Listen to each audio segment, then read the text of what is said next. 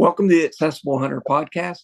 I'm Greg Trainer along with my co host, Mike Hudson. And today we have one of our favorite guests, Wendy Gardner, back on the podcast. It's always exciting talking with one of the best archers in the world, not just one of the best archers in the country, but one of the best archers in the world. Mike, what's going on down in South Carolina, brother?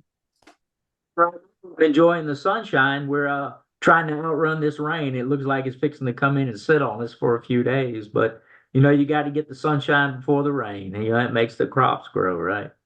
That's it, man. Can you believe we got Wendy back on the show? She was on last September, and I shot her a message, and she said she'd be able to come back on the show. So I'm pretty excited about it, man. That's the people I love to talk to most in the world are archers. I mean, and you get the most humble people in some of that, setting constant records, but never want the accolades, man. It's phenomenal. That's exactly right. Wendy, how you doing this morning? I'm doing great. A little bit tired. It was a long week down in Newberry, Florida. We had Gator Cup and finished up our Paralympic trials. You were competing at the Gator Cup, and how'd that go? That was a little steamy down there. A few storms, always crazy wind, but for para compound women, I won that. So successful, set a new national record. Another new Much better than that. Another new national record, right? That's not your first national record.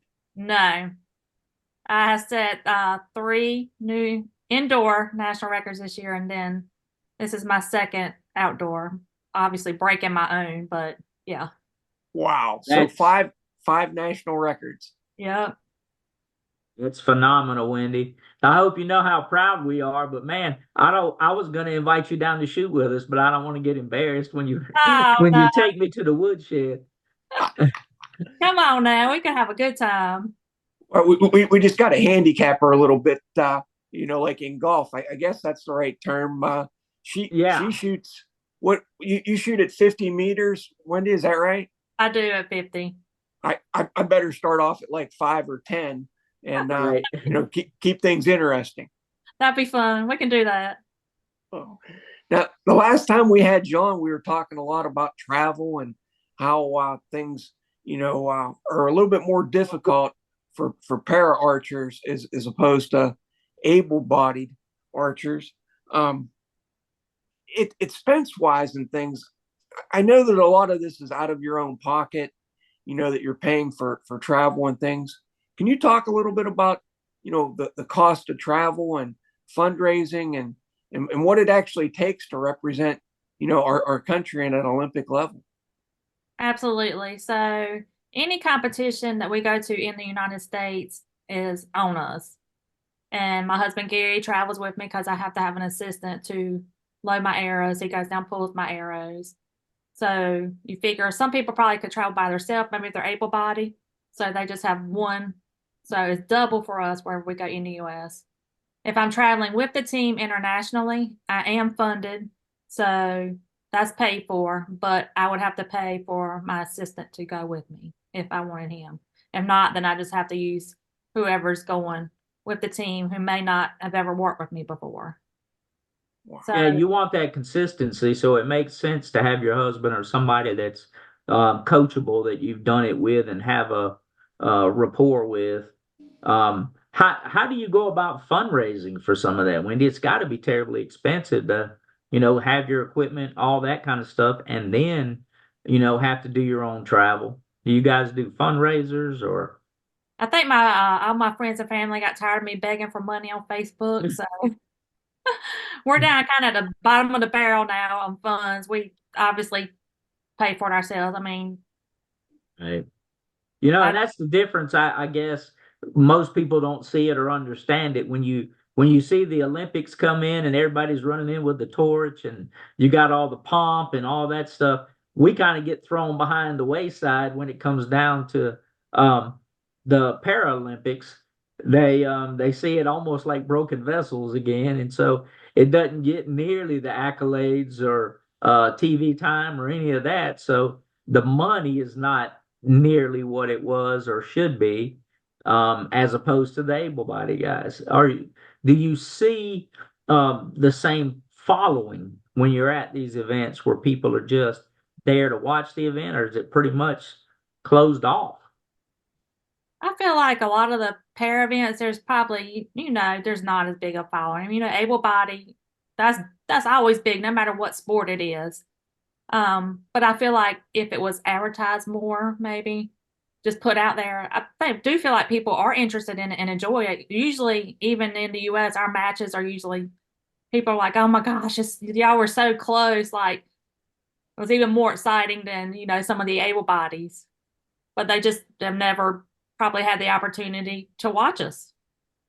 Competitive nature is competitive nature. I know as a man, I get competitive in anything, and if I can't do it, I'm gonna figure out how to do it. It might even be just eating. It doesn't matter. Well, while we're talking about, competition and things too, Wendy, you've set 5 national records. You've won the team trials down in Florida, but that doesn't necessarily guarantee you a spot in the Olympics. When I was talking with you earlier, I just could not believe that. I find it, baffling. Could you tell us a little bit about the process to qualifying to get to Paris? And I mean, I was just so surprised, and I think a lot of people will be. Right. So we had to travel internationally to actually a quota event where you would earn the slots to go to the Paralympics. Unfortunately, the ladies, we are kind of in a developing stage on the team. Most of us are fairly new to archery. So we did not earn the quota slots. But since we've had those tournaments, I have greatly improved, obviously, with the new national records and all, and my scores are definitely more competitive. But after all the spots have been allocated, there are 3 for compound women open, which is my class, that are called bipartite. And every country that doesn't have spots would, if they wanted to, put in an application to get one of these spots. There's several I don't even know what I'm requirements or whatever for you to be able to receive these. I don't know what they all are, but that is our hope right now, that we possibly could get one of these 3, and then I would still be able to go. But if we don't get one of those, if somebody dropped out, possibly we could get one. But you don't want anybody to have to drop out. I mean, No, want to go no. because of something like that. But so are you seeing it a division between the male side and the female side, where the males are getting more slots? I know there's probably more males in the competitions. Um, I know in collegiate sports we see it a lot that the female athletes don't get nearly the accolades or uniforms or whatever. Are you seeing that in the Olympic side as well? Well, basically, like I was saying, because I feel like we are kind of in a developmental stage for not just compound women, but for our recurve open Right. ladies, that we're not that competitive yet internationally. Gotcha. The men, obviously, we have several. Eric Bennett is one of our recurve. He shoots on mouth tab. This is going to be his 5th Paralympics. Wow. We have KJ Polish on the compound side. This will be his 3rd. We have Matt Stutzman. Everybody knows him, the armless archer. So they are experienced and have been doing this for, it seems like forever when you look at some of us who, this is our 4th year doing it. KJ is actually from my neck of the woods here in Greene County. I actually bought my first compound bow off of his dad. His dad had a bow shop, and that's probably been, oh my, 35 years ago, easy. So that's how old I am, and the area that I come from. It's great to see him, on the Olympic stage. They still do, and KJ is one of my best buds, and we are very successful when we come together to shoot compound mixed teams. We've won gold back at the Para Pan Am Games, and then in Dubai this year at the World Ranking event, we got a silver. Oh, So we wow. love shooting together. Phenomenal. Well, It's phenomenal. You guys talking about being all international and stuff. Is there any challenges that you face, Wendy? Being a person with a disability when you travel internationally that maybe some of the able-bodied athletes don't have to face? Well, absolutely. You think about just getting your luggage. If you're dropped off at the airport, how are you getting these big bow cases? Not to mention, I have a big bag because I have a stool. It has a stool in it. I have a shoulder brace I have to pack in something. How am I going to get this from just being dropped off to the check-in? And then Sure, if I'm by myself, what do I do with these bags? How do I drag them? and sure, it gets to be a big cluster, especially if you got a bunch of the wheelchair athletes trying to figure out how to load on a plane or a bus or, because there's a big group. They're trying to cattle shoot you guys all to the same spot. It's got to be difficult. It And does. Yeah. I don't think that they really understand all the extra junk we have to bring just to be included, not counting the shooting equipment. That is right. We end up, there's just so many bags when we travel internationally as a team. Just it's unbelievable the carts of bags. And because of funding, we may only have a coach, an assistant coach. Luckily, sometimes we may have one more coach, not usually. And we have like maybe a medical person, a team leader. That's not very many people to drag lots and lots of bags. That also brings up the question of language and communication. Do you guys travel with any interpreters? I mean, when you land in France or you were in Dubai or what have you, is there any language barriers that with communication to get your equipment to the hotels and to get back and forth to travel and things? Do you have translators, or how do you communicate in different languages? Luckily, we have some of our teammates are, bilingual. There's one of our teammates, his wife, she's multilingual. So we like when she goes. Usually at airports is not too bad. There may be somebody that speaks English. You can kind of get across your point of what you need there.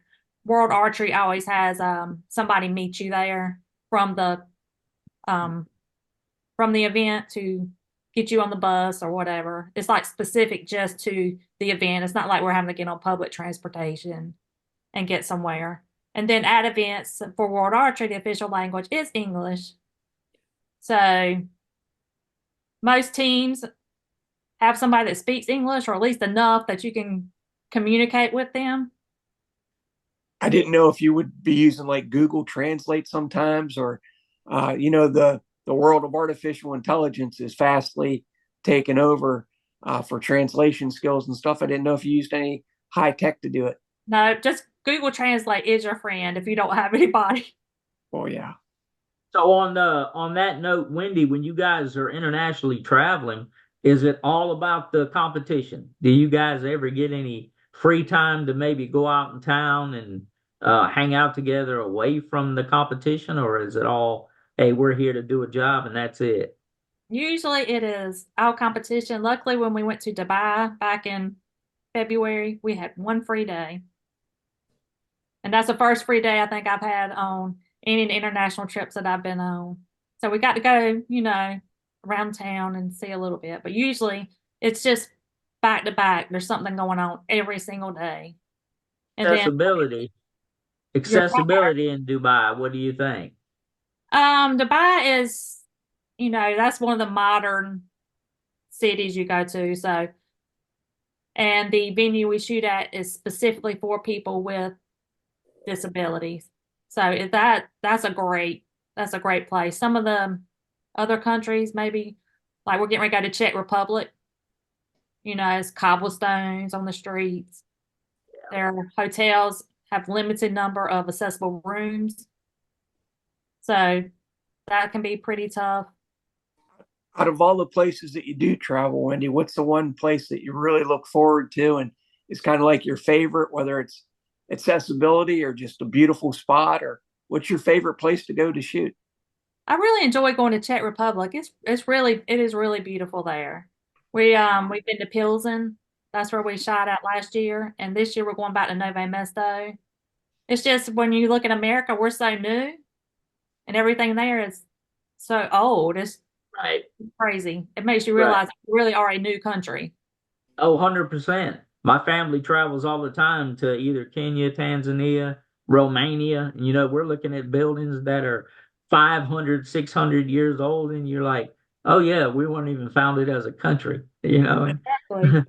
We have to look at history from a whole nother standpoint. I'm just kind of laughing a little bit because it's striking me that I'm getting to talk with a world traveler who shoots at the world stage. I mean, this just blows my mind, Wendy, that we get to talk with you like this and develop a friendship. When you were younger and growing up and things, did you ever imagine you would be doing things like this? I mean, this is just outside of the realm of possibilities that I would ever think I'd be able to do this. How about you? Well, absolutely, because I was able-bodied. I was working, had a job, that was, a career. Mhm. And I had this hemorrhagic stroke. I'm partially, I got left side hemiparesis. And in a way, I feel blessed that happened to me. Obviously wouldn't want it to happen to anybody else, but why not me? Right. And Right. so that all that has led up to this. So I feel like this is probably why this is part of why this happened to me. This is what I'm meant to do. Right. Who I'm meant to be. And that's, you hit a nail on the head right there, Wendy's. A lot of times we don't get a choice in how we end up in a position, but we have a choice in our attitude. And you're picking up and all the time and effort you put into practicing and honing your craft. You have a choice in that. You could come at it half cocked, but you haven't. And you're a definite leader in this, and there's a lot of people watching, just like me. And man, we're excited to see all the stuff you guys are doing. I mean, 5 national titles, that's phenomenal. And I know you're not one for accolades or kudos, but I'm gonna give them to you anyway. I'm impressed, and I really appreciate you taking extra time. It means more than you know. Thank you. And to have Team USA on your shirt this morning, representing all of us, uh, people with disabilities and people without disabilities. You're traveling the world representing the United States of America, and that is a really heavy responsibility. How do you handle that? That you're the ambassador, for all of us when you travel. Oh, absolutely. So I like to try to be a good representative of our country when we travel, not be, rude or Not be those Americans. right. Oh yeah. You don't want to be obviously I'm from the South, so we're friendly and everything. Yes, ma'am. I know some people don't like that, but it was just I don't know, it's indescribable to think that I would ever be in a position that I get to wear that jersey with the United States on it and Yeah. go try to be a good representative. Every time we've ever had the opportunity to speak with you, you're one of the best representatives, and we're so proud of you and everything you do, Wendy. And you're a humble person, but you're an advocate. I mean, you encourage other people. You encourage us to be better. And what would you recommend for people that want to get into archery or that are trying to shoot for the first time or have a goal? What would you say to them? So first I would, decide what you want to do. Do you just want to do it recreationally? Are you hunting? Or do you want to get really serious? Do you want to do competitive archery? Do you want to do FIDA like we do? Or do you want to do three? There's so many options. 3D, you can go do 3D. 3D is Mhm. where the money is, where most people are going to. But so then you need to find a coach, which is I would say one of the hardest things you can do because you have to find somebody that relates to you, understands you, and most of all, listens. It's not what I can't do, it's what I can do, and you have to go from there. I feel like a lot of coaches, obviously, there's not many that probably work with para athletes. So, and I know they're trying to, add to this, especially through USA Archery, and expand on the para training part of the coaching side. But it's specialized. Everybody's different. It's not like you can just come in here and say, okay, you're in a wheelchair, do this, do this. You can't, because everybody, just like you guys, you're not the same. You don't have the same Right, these right. now. None of us. Everybody's differently abled. So, Wendy, my question is about demographic. Are you seeing that in the South we have more competitive shooters, or would it be more like a West Coast? I know that's kind of hard to decipher depending on the realms you shoot, but being a Team USA lady, I just didn't know. I'm kind of ignorant to it, and I was just curious. So right now, I would say on our team is not one area, it's like all over, but I would say the majority, or, and I guess it's a good thing, are not young. There are some, but you figure most of the people probably are from an injury, Right. right? Not born with their disability, which I am thankful for. But Mhm. they have tried to expand the youth programs and reach out to try to get the younger people involved. So right now we're having some of the youth come in. In fact, in Paralympic recurve, Jordan, I think his last name is White, he just won the Paralympic trials. He will be going. He is 15. I had seen that the youngest archer in the Paralympics at 15. Isn't that something? And he finished first place in the trials and knocked out our reigning Paralympic gold medalist. So Wow. it's really exciting that we have some, especially on the recurve side. Recurve's tough. Most people would probably rather go to compound. Not that it's easy, but I've never shot a recurve, but I know it's a lot to it. So I would say compound is easier, but not easy. You kind of have to be perfect with compound. Right, It's the right. mechanics of it, right? The Absolutely. gives it a little bit more oomph. The Robin Hood recurve bows, you got to know how to pop that thing a little different. Yes, you do. Well, Yes, since we're but talking a little bit about different types of bows and things, recurve, compound, what do you shoot, Wendy? I mean, what's your setup like as far as your bow, your arrows? What are you comfortable with? What do you love to shoot? So I shoot a Bowtech. It's a Reckoning 2. It's a short draw, 36. I was shooting a Hoyt Invicta with the SVX cams, which are very aggressive for people who know bows there. And I really love that bow, but I was starting to have tennis elbow, and it would not go away, and it seemed like it was getting worse. So I had a recommendation to try something else. I thought maybe the aggressiveness of the cams were irritating that, and with the use of only one arm, you don't want Right. any problems. That's always been my nightmare, that something would happen with that arm. And Yeah. Pour rotator cuff on your good arm, and then what yes, do you do? Yeah. so I switched to the Bowtech, and so far, I have won all my records with that this year. It seems to be a really good fit for me. And I have Paige Pierce. She's the Bowtech queen. So I've always bothering her with questions, or obviously look up to her because she's a great archer. Arrows, I do. Let me get my exact specs, so I'm not telling y'all something that's not. I can't remember all these things. that's why you have a husband that can help coach, right? That's right. So I shoot X10, Teamwork.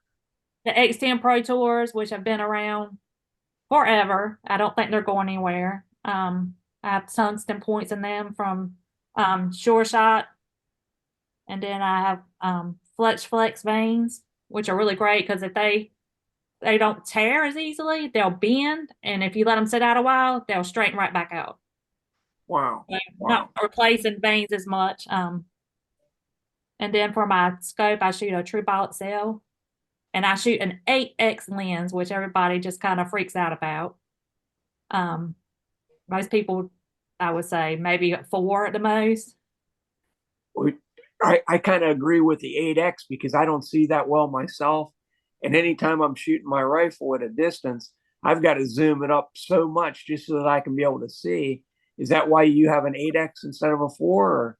No, actually, I'm thinking it's probably the position of my head with my shoulder brace and my distance to my peep.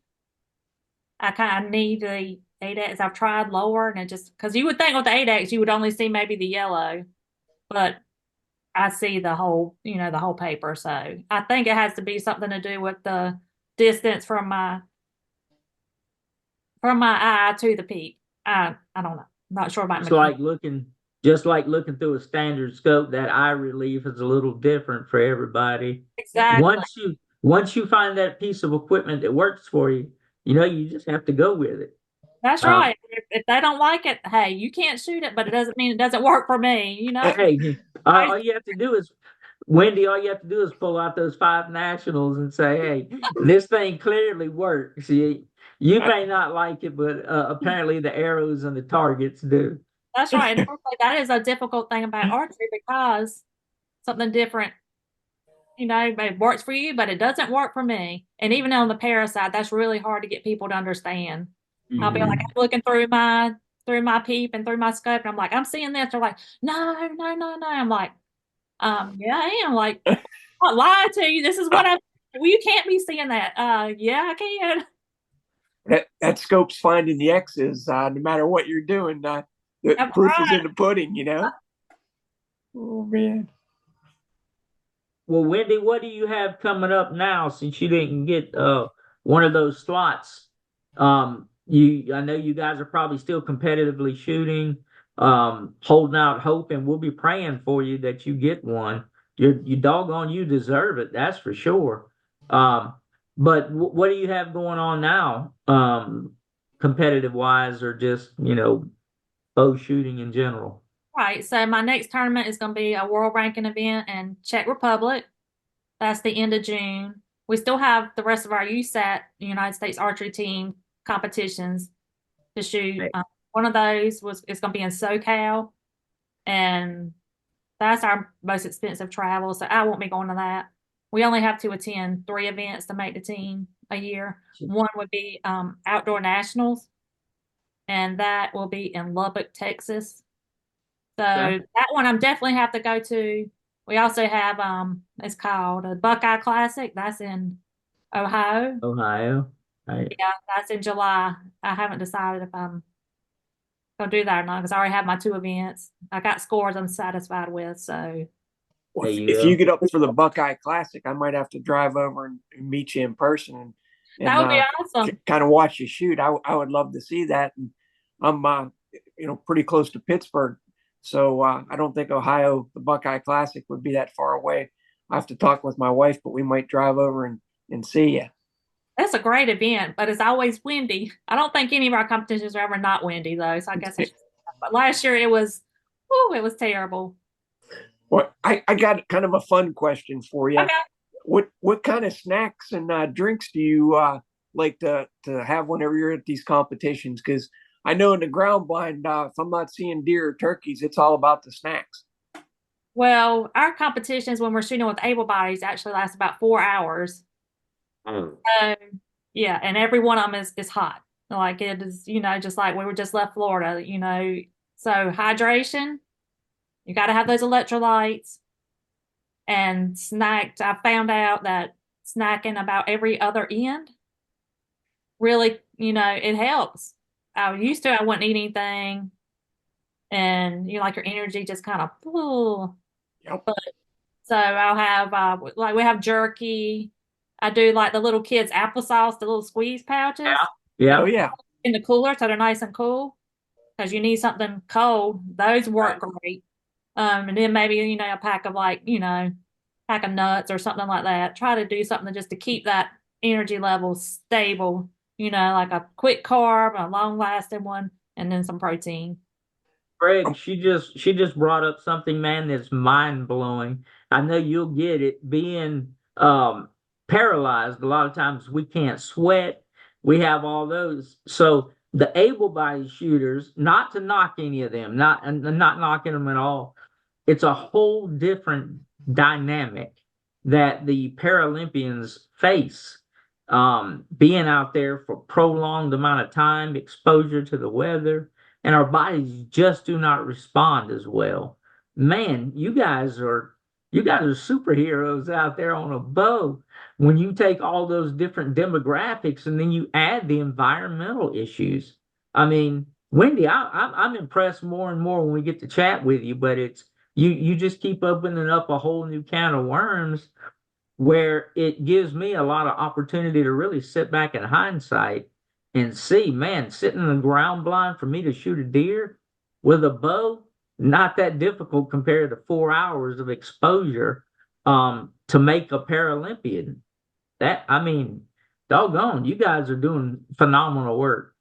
Yeah, heat is definitely a huge problem for most of our people. Spinal cord injuries.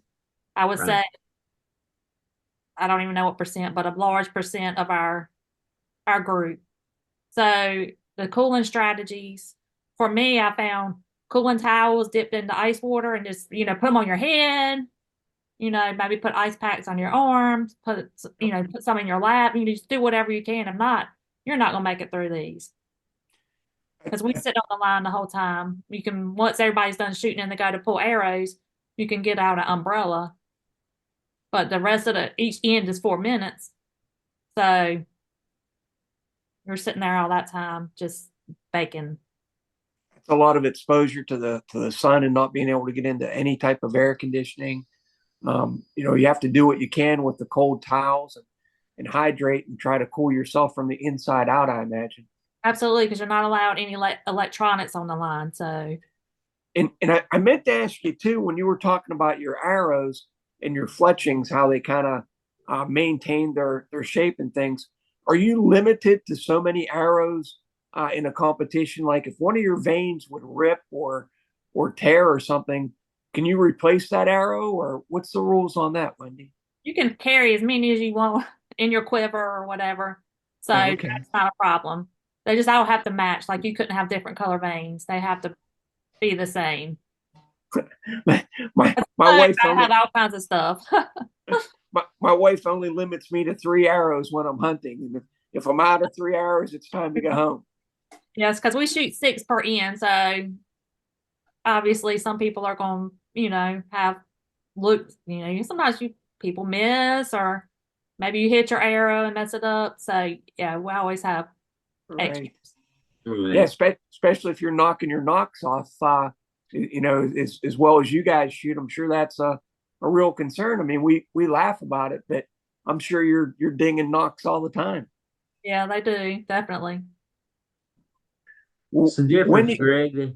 They're going hole for hole. Your wife, Beth said it's time to get either some chow in this place or we got to go. that's right, three strikes and I'm out, Mike.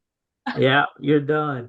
Uh, Wendy, we sure appreciate you coming on the podcast again and talking with us. I mean, you're so easy to talk with. You make us laugh, but you also educate us and let us know, what's going on with the slots and maybe a little bit of the disparity between the men's and women's teams. And we're sure pulling for you. I would like nothing better than to see you on TV at the Paris Olympics and bringing home the gold medal that I know you can. Well, we'll just keep our fingers crossed that we get one of those 3 spots that are left. And if not, I've always said that archery, it doesn't define me. There's other things I like to do. I'm not upset that I don't, I'm not going, but obviously I would love to go. So we'll just see what happens. Well, I hope you know we're pulling for you. You set a precedent and you doggone well deserve it. 5 national titles, all of that to be said, but just your humility, the aspect you bring for the American team, all of that is encompassed. And so I hope you know we're really pulling for you. And I hope this opens up the eyes and ears to a lot of people that see the opportunity to follow the Paralympics as opposed to the Olympics, and vice versa. That we can bring a lot of the American pride back into these competitions. But we'll be pulling for you, Wendy, and I'm serious. We need to get together and have you come to South Carolina and shoot with us sometime. Absolutely would love that. That sounds amazing. Yes, ma'am.